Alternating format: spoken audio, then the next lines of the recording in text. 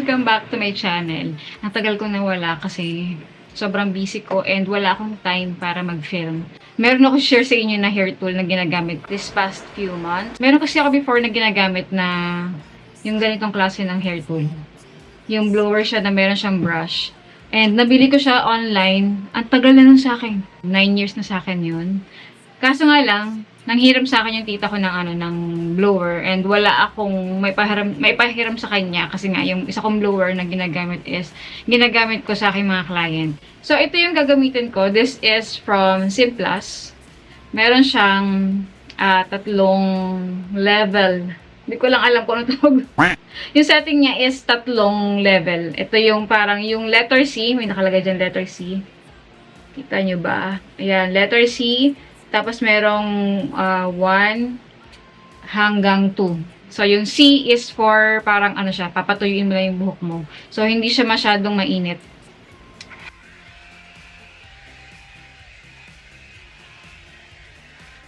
Konti lang yung init niya. Tapos, sa level 1 is, yun na yung pantuyo mo. Medyo may init na siya. So, yung number 2 is, yan. Yun na yung pinakamataas na level ng init. Pero hindi ko pa siya nagagamit and wala akong balak gamitin kasi nga medyo natataranta ako. Feeling ko puputok siya.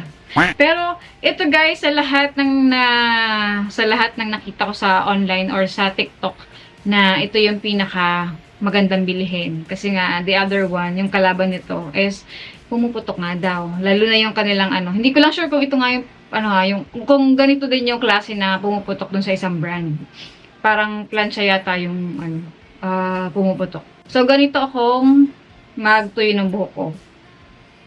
Sisimulan ko dun sa pinakailalim. Napapansinin nyo yung skin ko, medyo glowy. Kasi gawain sabon ang ginagamit ko. And share ko dun sa inyo kung ano yun. Okay, so here, ang gamit ko is yung lowest level ng blower. Para matuyo lang siya. And then later on, lalagyan ko siya ng Bremod para mas madulas yung aking hair.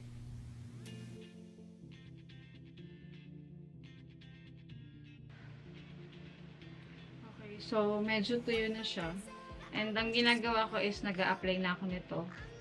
This is from Bremod. Cocoa Butter Keratin. Booster cream siya for rebonded hair. Hindi naman rebonded yung aking buhok, pero ito yung gustong-gusto kong ginagamit.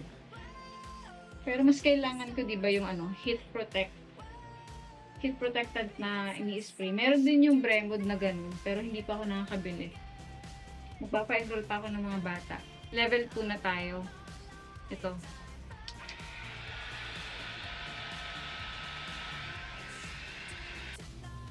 Okay, so bago ko siya, hindi pala. Pagkatapos ko siya lagyan ng Bremod, yun, level 2 na yung ginagamit ko na merong heat para lagyan ko na siya ng style kung gusto ko ba ng straight or medyo volumized yung hair. Yun yung ginagamit ko, level 2. Diba, ang taray? I-zoom in ko. Pa. Ito pa.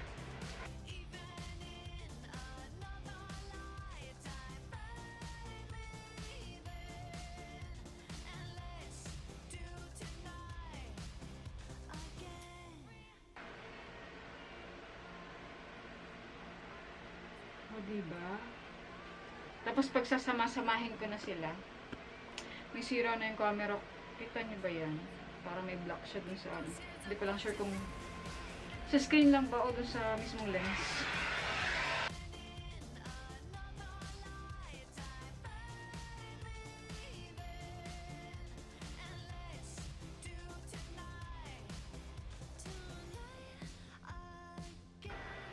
Oh, di ba ang ganda? Ang lambot ng hair ko. Guys, hindi pala tuwid yung hair ko ha. Meron tawag dun eh. Alam niyo yung parang pagtutubo pa lang siya. Galing siya sa pagtubo ha, pero patay na agad siya. Hindi ko lang sure kung ano tawag dun, pero baka i-flash ko sa screen kung makita ko man kung ano tawag dun. Pero ganun yung hair namin. Pati yung anak ko naman na yung hair ko. Okay, so ang gagawin ko is tatapusin ko na to.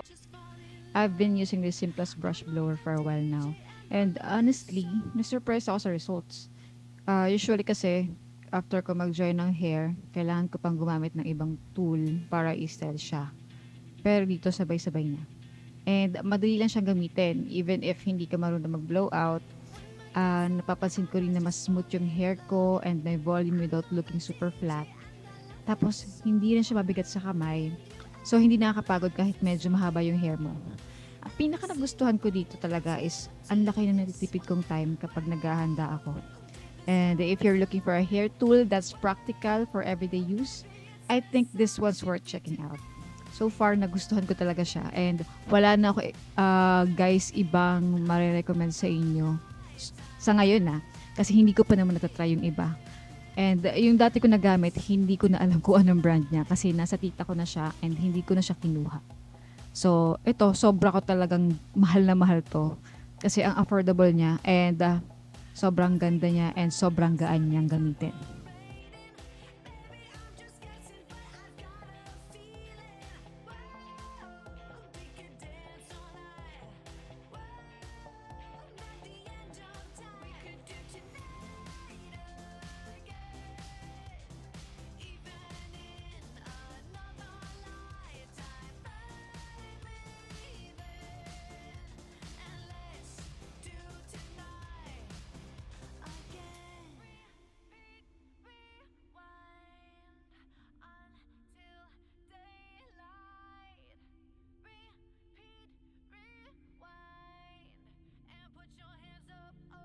Keep those hands up for tonight again.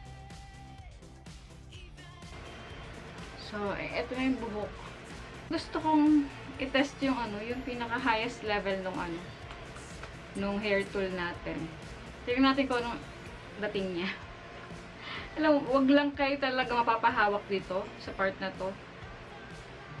Mainit siya. Mainit. And let's do it tonight. Grabe, sobrang init na niya. Effective din naman, pero mas gusto ko yung isa kasi less ingay. Ito mo. Diba? Unlike dito. Pwede ko tayo. Ayusin ko lang yung likod. DJ and I love this song.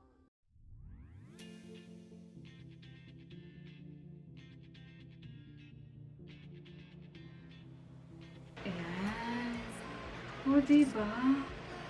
Sobrang ganda. Pwede ka nang rumampa.